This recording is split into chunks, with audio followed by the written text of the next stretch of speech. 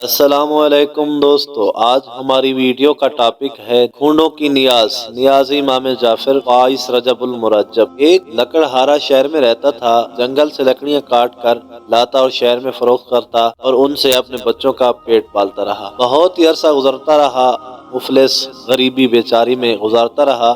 ایک دن اس نے اپنی بیوی سے مشورہ کیا کہ کیوں نہ میں کسی دوسرے شہر جا کر اچھے سے پیسے کماؤں تاکہ بچوں کا پیٹ بھی پلتا رہے اور اچھی ہم زندگی گزار لیں۔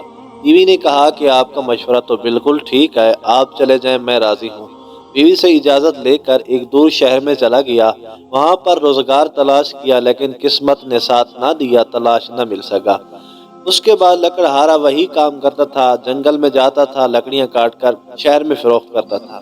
گھر میں بہت سے دنوں سے کھانا نہیں تھا، فاقے گزرنے لگے۔ بیوی نے مشورہ کیا کہ کیوں نہ میں ادھر سے کوئی نوکری ملازمت کروں گی جس کی وجہ سے میرے بچوں کا پیٹ پلتا رہے گا۔ میرا شوہر جس نے ابھی تک خبر نہیں لئی کہ میرے بچے کا حال کیسا ہے۔ ادھر ایک بادشاہ کے محل میں اس کی بیوی نے جھاڑو کی ملازمت پر کھڑی ہو گئی۔ ان کے محل میں بادشاہی محل میں جھاڑو دیتی تھی اور ان سے پیسے لیتی تھی اور بچوں کا پیٹ پالتی رہی۔ اتنے عرصے میں لکڑہارے نے کچھ نہ بنایا اور کچھ گھر کا پتہ نہ لیا، بچوں کی خبر نہ لی۔ ایک دن 22 رجب المرجب کی شب تھی تو اس نے خواب میں دیکھا سوتے وقت کہ 22 رجب المرجب ہے، میں محل بادشاہ میں جھاڑو دے رہی ہوں تو ایک نوری فلک، نوری مہک امام جعفر صادق تشریف لاتے ہیں۔ امام جعفر صادق تشریف لاتے ہیں، اصحاب بھی ساتھ ہیں۔ اصحاب سے پوچھتے ہیں کہ آپ بتاؤ کہ آج کیا دن ہے؟ تو وہ کہہ رہے ہیں کہ آج سرکار شب 22 رجب المرجب ہے۔ تو امام نے فرمایا کہ جو ہی بندہ کوئی غریب، کوئی پریشان، کوئی بیماری میں ہو تو میں جعفر صادق وعدہ کرتا ہوں کہ 22 رجب المرجب ہمارے کنڈوں کی نیاز کرے، نیاز کے بعد نیاز لوگوں کو کھلائے اور دعا مانگے، اللہ ان کی تکلیف پریشانی کو دور کرے۔ اس کی بیوی کی جب نیند بیدار ہوئی تو اس نے دل میں منت کی میں صبح نیاز پکاؤں گی اور سب کو کھلاؤں۔ صبح ہوئی تو اس نے کنڈوں کی نیاز پکائی اور مومنین کو کھلائی، انہوں نے دعا کی۔ ادھر لکڑہارا بیچارہ 22 رجب المرجب کو ایک درخت پر چڑھا لکڑیاں کاٹنے کے لیے۔ لکڑیاں کاٹ رہا تھا، اچانک اس سے ہاتھ سے کلاڑا گرا اور زمین پر جا گرا۔ یہ کلاڑا اٹھانے کے لیے زمین پر آیا تو اس نے کلاڑا اٹھایا۔ جب یہ درخت سے نیچے آ کر اس نے اپنے کلاڑا اٹھانے کی کوشش کی تو اسے شک ہوا کہ یہیں کچھ چیز چھپی ہوئی ہے۔ اس نے مٹی کو ادھر ادھر کیا تو اس نے دیکھا کہ اس کے اندر بہت بڑا دفینہ ہے، یعنی اس نے دیکھا کہ سونے چاندی جواہرات کی کوئی دفینہ موجود ہے۔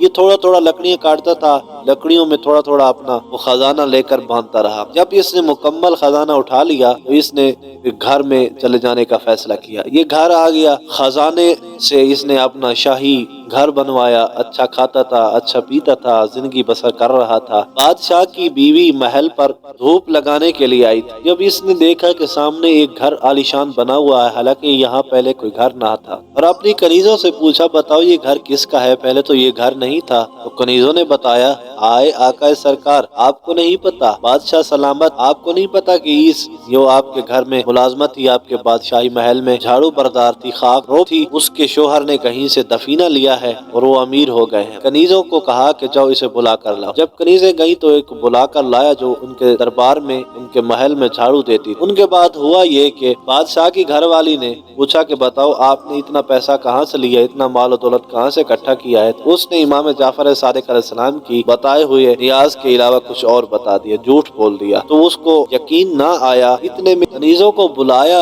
اور کہا کہ جاؤ تم لکڑہارے کی بیوی کو بلا کر لاؤ۔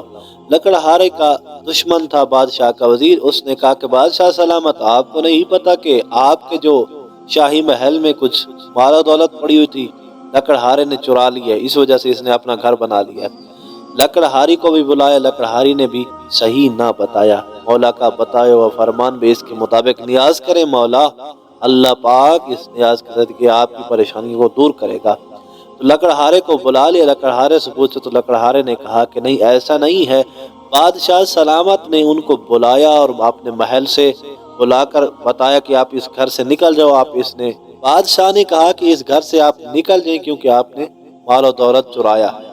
تو گھر سے نکال دیا۔ اس کے بعد کیا ہوا کہ اس کے بعد یہ ہوا کہ وہ گھر سے بے بسی سے نکلے ہوئے تھے، بادشاہ کے کہنے پر انہوں نے ایک خربوز لے لیا جو رومال میں باندھ لیا، جو اس دن شہزادہ شکار پر تھا شام کو واپس نہ آ سکا۔ شہزادے کے نہ آنے کی وجہ سے انہوں نے کیا کیا کہ انہوں نے کہا، اس وزیر چغل خور نے کہا کہ بادشاہ سلامت، آپ کے بیٹے کو فلاں لکڑہارے نے قتل کر دیا۔ بادشاہ نے ان لکڑہاران کو بلا کر اپنے محل میں کھڑا کر دیا، کہا کہ ان کو آج رات قید کر دو، صبح ہوگی تو انشاءاللہ ان کو قتل کر دیں گے۔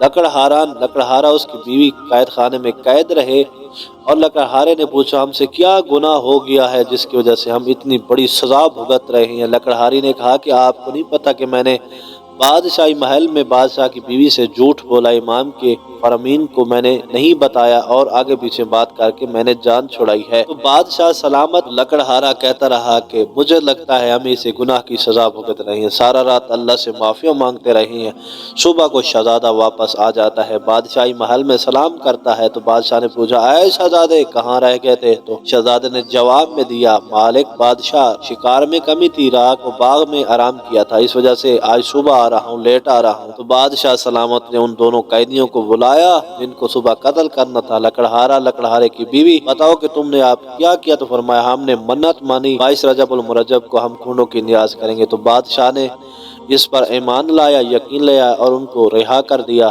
تو دعا ہے کہ خالق عالم ہمیں 22 رجب المرجب کی نیاز کرنے کی توفیق عطا فرمائے۔ تمام اہل مسلم سے امید ہے کہ ہماری ویڈیو پسند آئی ہوگی، ہمارے چینل کو سبسکرائب کرنا۔ اللہ حافظ۔